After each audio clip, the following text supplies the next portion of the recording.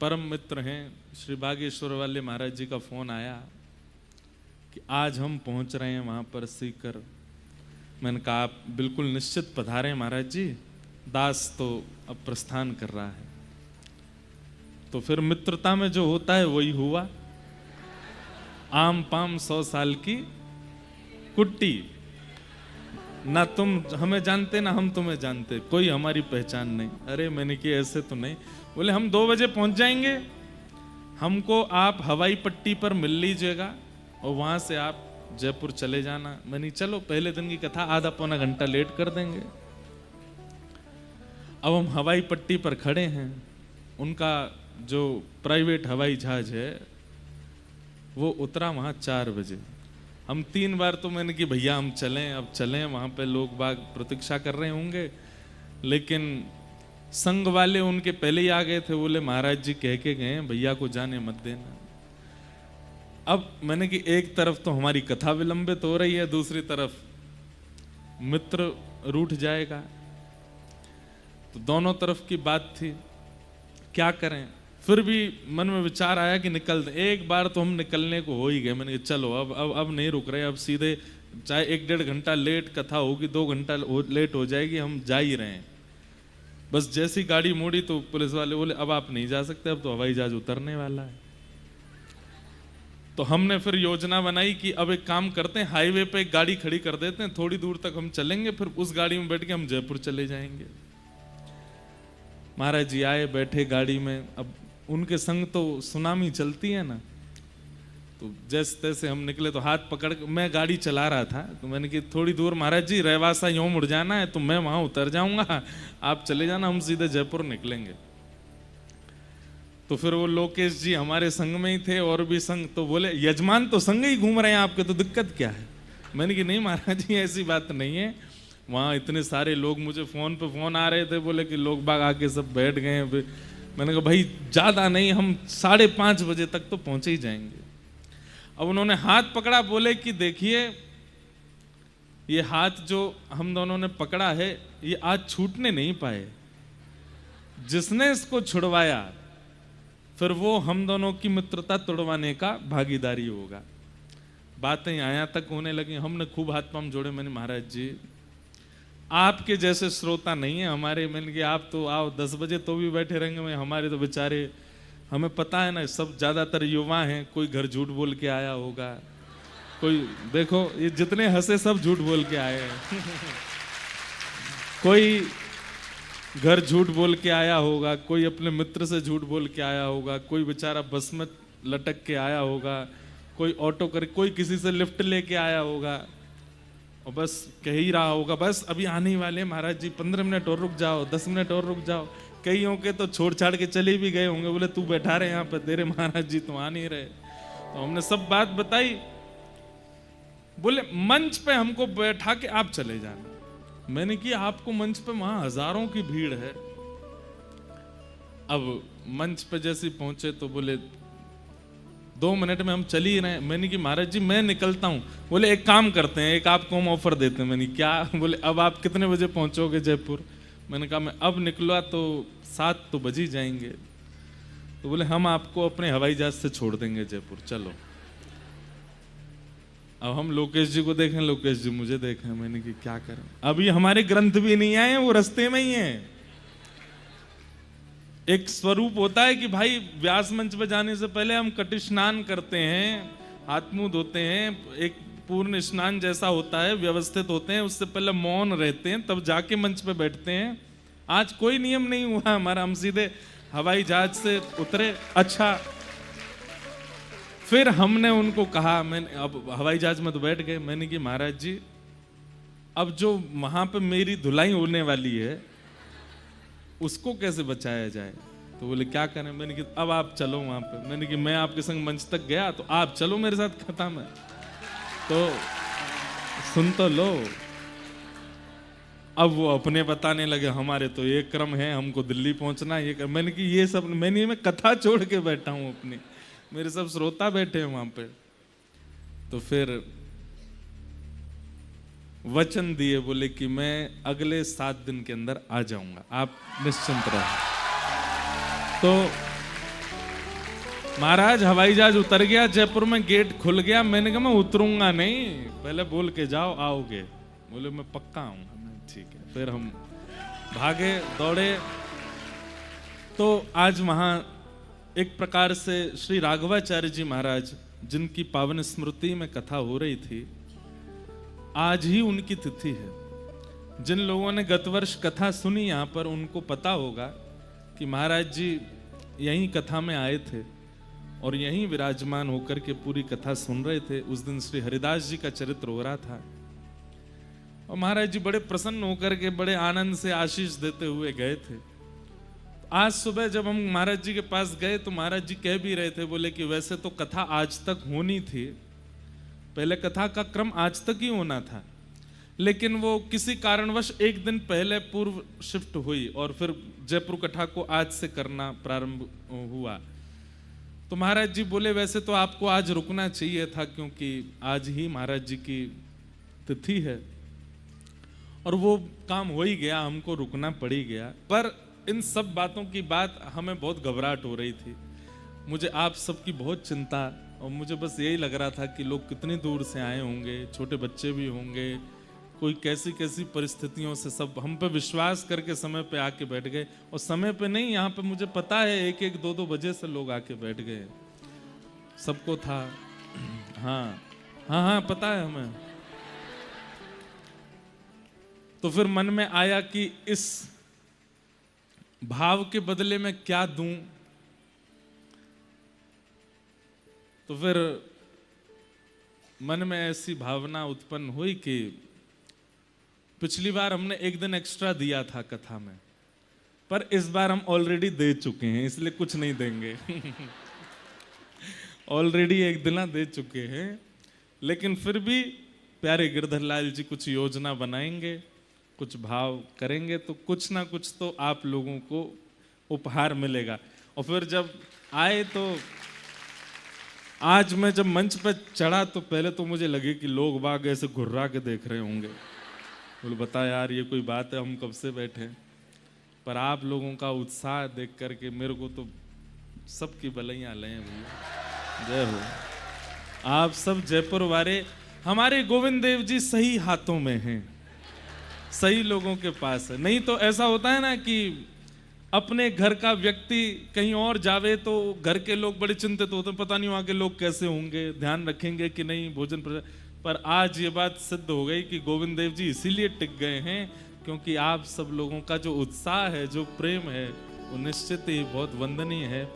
फिर भी हम पूज्य महाराज जी, हमारे मध्य में विराजमान आचार्य बड़े भैया जी, छोटे भैया जी और हमारी संपूर्ण आचार्य प्रणाली और आप सब श्रोताओं से एक और बार क्षमा मांगते हैं, हम बहुत विलंब से आए हैं, पर कल से हम बिल्कुल एग्जैक्ट टाइम पे आएंगे, यही दे रहे हैं आपको। चलो कल से हम टाइम पे ही रहेंगे, बिल्कुल आप बिल्कुल निश्चिंत होके सुनिएगा।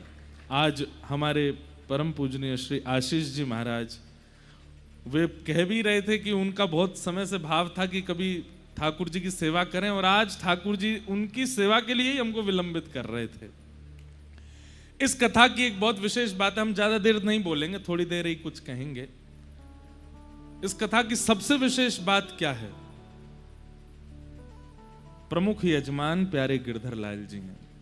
पूरी दुनिया की किसी भी कथा में, पूरी दुनिया की किसी भी कथा में प्यारे गिरधर लाल जी 7 दिन नहीं विराजते। केवल एकमात्र भक्तमाल की कथा जो कि श्री जयपुर में हो रही है, एकमात्र यही कथा है जहां ठाकुर जी बैठते हैं। इसलिए ये बड़े सौभाग्य की बात है कि आप सब लोग ठाकुर जी के साथ बैठ के कथा सुन रहे हो। हमारे पीछे सब लोग दोहराइएगा, हरिजू आए विराजिए,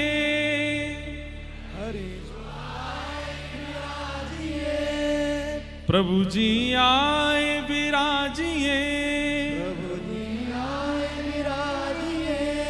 कथा रसिक हरिदास,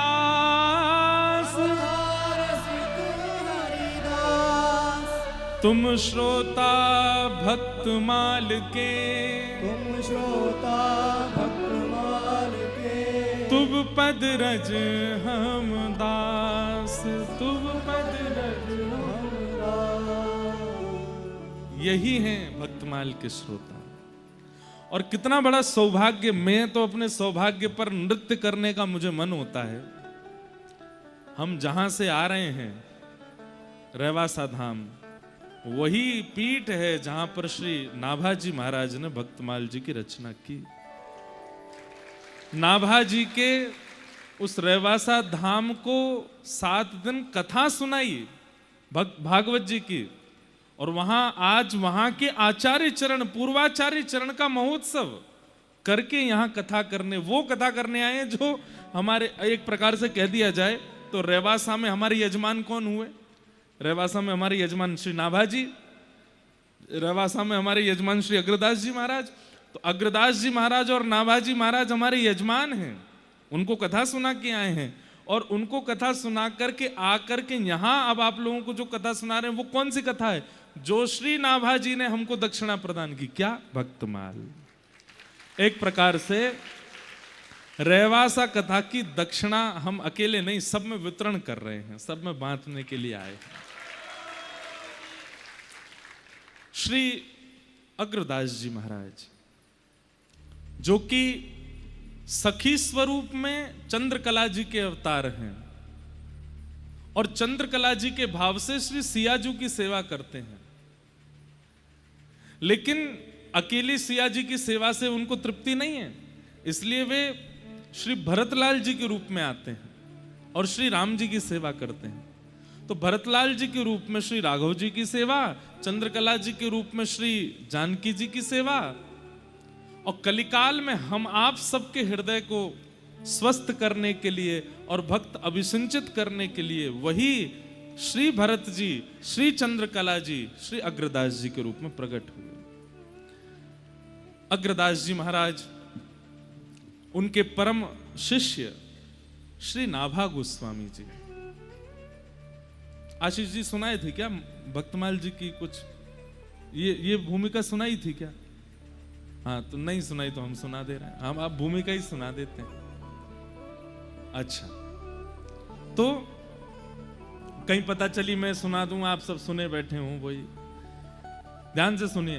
5 मिनट में बैठे ही जाओ, अभी मत जाओ, हैं थोड़े सुन के फिर चले जाना। हाँ, बैठ जाओ।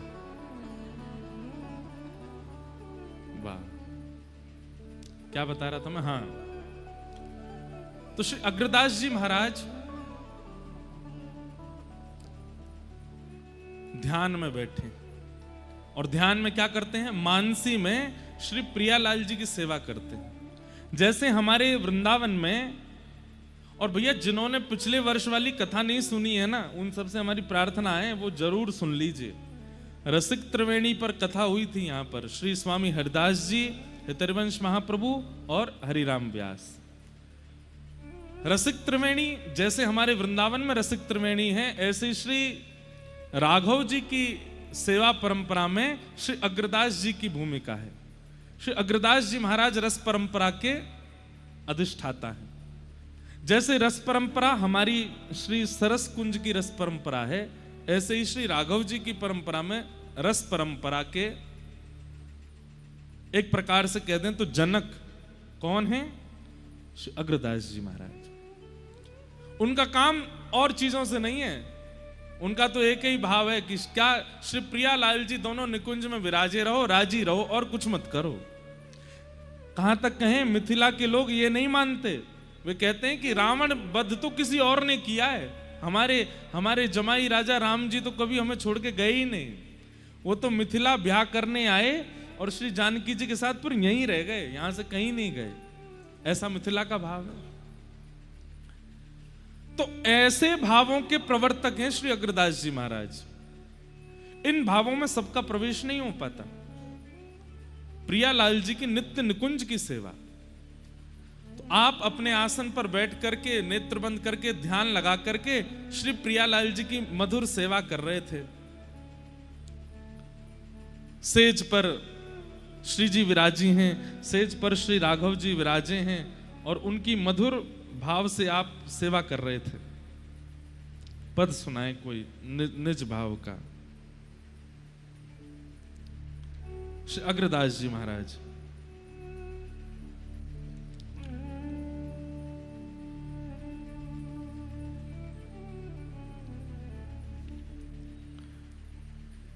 जैसे हमारे स्वामी हरदास जी महाराज आदि सबने ठाकुर जी के भाव को प्रस्तुत किया, अंतरंग भाव, ऐसे अग्रदास जी ने श्री राघव जी के भाव। अब जैसे कैसा पद है, बसो मोरे नैनन में सियाराम, बसो मोरे नैनन में सियाराम। कितने सुंदर शब्द हैं। ऐसे ही हमारे व्रज में भी गाते हैं, बसो मोरे नैनन में दो चंद, बसो मोरे नैनन में।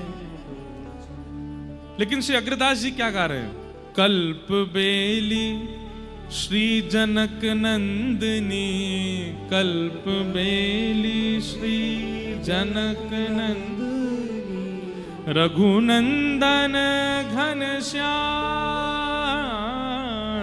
रघुनंदन घनश्याम, राजत रतन जड़ित सिंहासन, राजत जड़ित सिंहासन, जुगल जोड़ी अभिराम,